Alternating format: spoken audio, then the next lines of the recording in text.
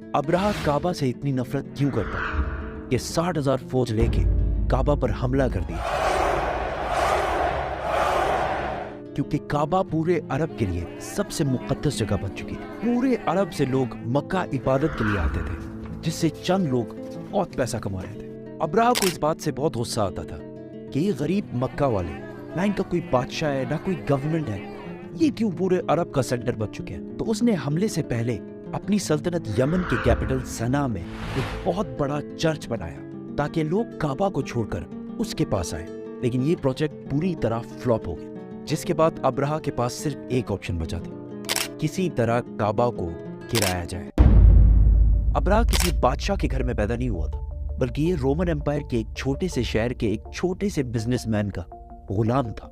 असल में मसला ये था कि यमन और हबशा की लड़ाई बहुत अरसे से चल रही थी, क्योंकि यमन वाज डोमिनेटेड बाय जूज, यहूदी, और हबशा में सारे क्रिश्चियंस रहते थे। तो क्या होना था? तो पहले यहूदियों ने हमला किया और क्रिश्चियन इलाकों में बहुत तबाही मचाई, जिसकी वजह से सुपर पावर रोमन एम्पायर को बहुत गुस्सा आया।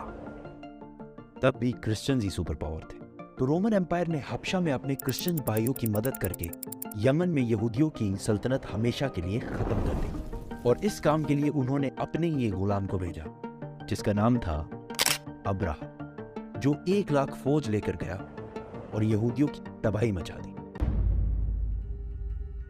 इस जीत के बाद अब्राहा बहुत ज्यादा स्ट्रांग हो गया और उसने यमन को अपने ही मुल्क हबशा से अलग कर लिया। हबशा के बादशाह को इस पर बहुत गुस्सा आया और उसने फिर एक फौज भेजी, लेकिन इस बार अब्राहा के खिलाफ। इस नई फौज ने अपने ही जनरल को कत्ल करके अब्राहा के सामने पेश किया और अब्राहा के फौज में शामिल हो गया। इसके बाद अब्राहा पूरे अरब का सबसे ताकतवर बादशाह बन गया और पूरे अरब में उसका इन्फ्लुएंस फैल गया, सिवाय एक चीज के।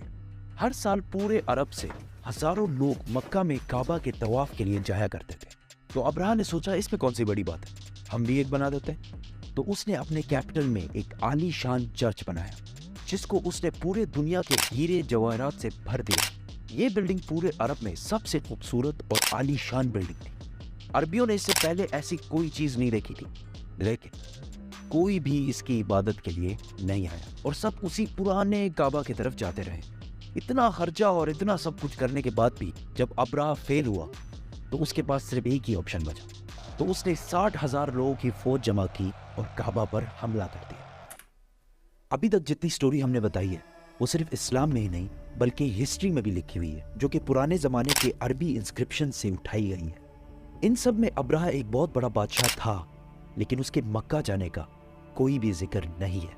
लेकिन रीसेंट फाइंडिंग्स में कुछ ऐसी यहूदी इंस्क्रिप्शंस मिली हैं जिसमें क्लियरली लिखा हुआ है कि अब्राहा ने एक जगह पर हमला किया था जिसमें उसे बुरी तरह शिकस्त हुई थी। तो अब बड़े बड़े हिस्टोरियंस भी इसको मक्का पर इसी हमले को करार दे रहे हैं, जिसमें अब्राहा अपने साथ कुछ हाथियों को भी लेकर गया था। अरबियों को पता था कि वो इनका मुकाबला नहीं कर सकते। कुछ कबीलों ने लड़ाई करने की कोशिश की, लेकिन अब्राहा ने उन्हें कहा कि वो कोई खून खराबा नहीं चाहता, वो सिर्फ काबा को गिराना चाहता है ताकि लोग काबा को छोड़कर उसके चर्च में आए। आसपास सब लूटने के बाद जब वो मक्का पहुंचा तो उसने उनके चीफ को बुलाया।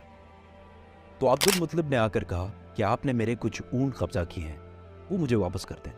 तो अब्राहा ने हंस कर कहा कि मुझे तो लगा तुम बहुत बहादुर शख्स होगे, तुम्हें तो अपने ऊंटों की टेंशन है। तो अब्दुल मुतलिब ने कहा कि मैं सिर्फ अपने ऊंटों का मालिक हूँ, इस घर का जो मालिक है वो जाने और तुम जानो, लेकिन इतना मैं बता दूं, आज तक कोई भी इस घर को नुकसान नहीं पहुंचा पाया। अल्लाह। अगले दिन अब्राहा ने अपनी फौज को हमले का हुक्म दिया, लेकिन उसका हाथी रुक गया और बहुत कोशिश के बाद भी वो नहीं हिला।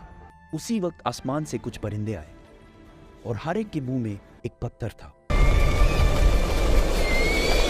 ये ऐसे परिंदे थे कि उस दिन से पहले ना इन्हें कभी किसी ने देखा और ना उस दिन के बाद, और वो अब्राहा की फौज के लोगों को टारगेट कर करके मार रहे थे। अब इसको बहुत सारे हिस्टोरियंस ने स्मॉल पॉक्स की एक एक्सट्रीम किस्म का है, क्योंकि जैसे ही पत्थर इनके जिस्म को लगता था तो वो खारिश कर करके अपने ही गोश्त को निकाल देते, हत्ता कि कुछ लोगों की हड्डियां तक नजर आने लगी। इस हालत में ये फौज वापस भागी और अब्राहा की 60,000 की फौज तबाह बर्बाद हो गई। मक्का के कुरैश की ये जीत पूरे अरब में फैल गई और कुरैश अरब के नए बादशाह के तौर पर सामने आए। इस वाक़े के बाद पूरे अरब से लाखों लोग काबा के तवाफ के लिए और भी आने लगे और मक्का में हर साल उकास का अजीम शान मेला सजने लगा। मक्का वालों की दौलत डबल ट्रिपल आसमान से बातें करने लगी। लेकिन इसी साल अचानक एक दिन ईरान के सबसे बड़े टेंपल में जो आग सालों से जल रही थी बुझ गई और उसी दिन मक्का में एक यतीम बच्चा पैदा हुआ जिसका नाम था मोहम्मद।